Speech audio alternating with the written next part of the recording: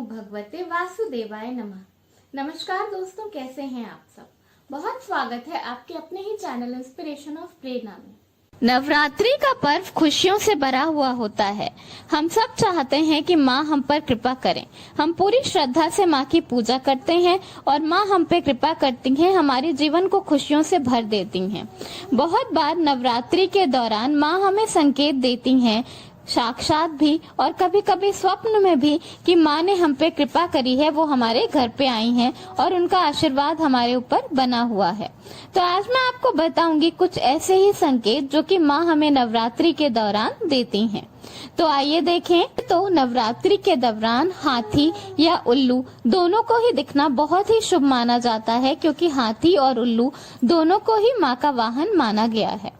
नवरात्रि के दौरान अगर आपको कोई महिला सजी धजी 16 श्रृंगार करी हुई लाल कपड़ों में दिखाई देती है तो वो बहुत ही शुभ माना जाता है। ऐसा माना जाता है कि माँ ने आपके ऊपर कृपा करी है और उनका आगमन आपके घर पे हो चुका है। माँ को थैंक यू बोलिए और उनके स्वागत की तैयारी करिए। महिला आपको सपने में दिखे या साक्षात, दोनों ही मान्य होता है। अगर आपको सुबह उठते ही या पूजा करने के दौरान या शाम के समय शंख की ध्वनि सुनाई देती है तो इसे भी माँ का संकेत माना जाता है।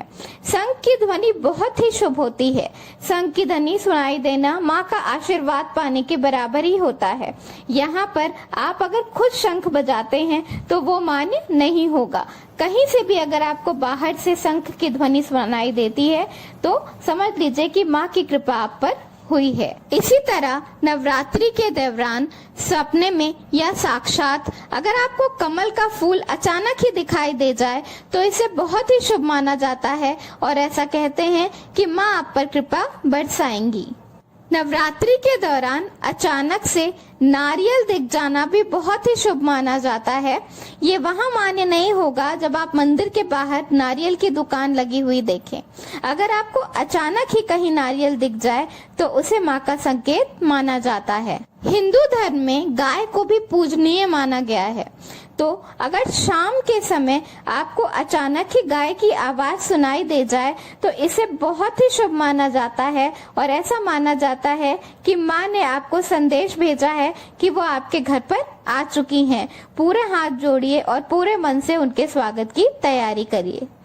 कि जब आप पूजा कर रहे हो, आपने दिया जलाया हो और अचानक से ही आपके दिए की लौ बढ़ जाए, बहुत तेज हो जाए, उस वक्त ऐसी मान्यता है, ऐसा माना जाता है कि ये ईश्वर का संकेत होता है कि वो आपकी पूजा से, आपकी भक्ति से प्रसन्न है और आगे आपके जीवन में खुशियों की कमी कभी नहीं होगी।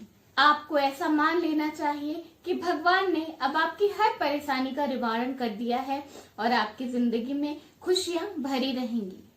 इसी तरह दोस्तों, मान्यता है कि अगर पूजा करते वक्त आपकी अगरबत्ती से किसी एक आकृति का निर्माण हो, जैसे कि ओम, शिव या वीणा, इस तरह की अगर आकृति का निर्माण आपकी अगरबत्ती या धूप के धुएं से होती है तो उसे भी बहुत ही शुभ संकेत माना जाता है। ऐसी मान्यता है कि ऐसा होने पर ईश्वर आप पर सदैव कृपा करते हैं, आपको इशारा दे रहे हैं कि वो आपके घर में पधार चुके हैं और आगे आपकी जिंदगी में खुशियां ही खुशियां होंगी।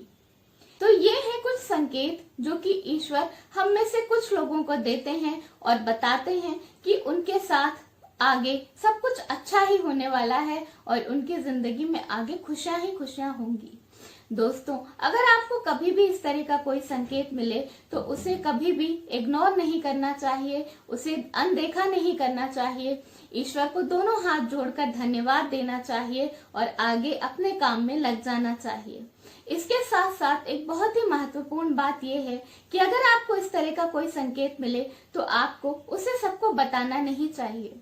कुछ बातें गुप्त रखने में ही हमारी भलाई होती है। अगर आपको इस तरह का कोई संकेत मिले तो ईश्वर से दोनों हाथ जोड़कर धन्यवाद बोलें और अपनी जिंदगी में खुशियों का स्वागत करें।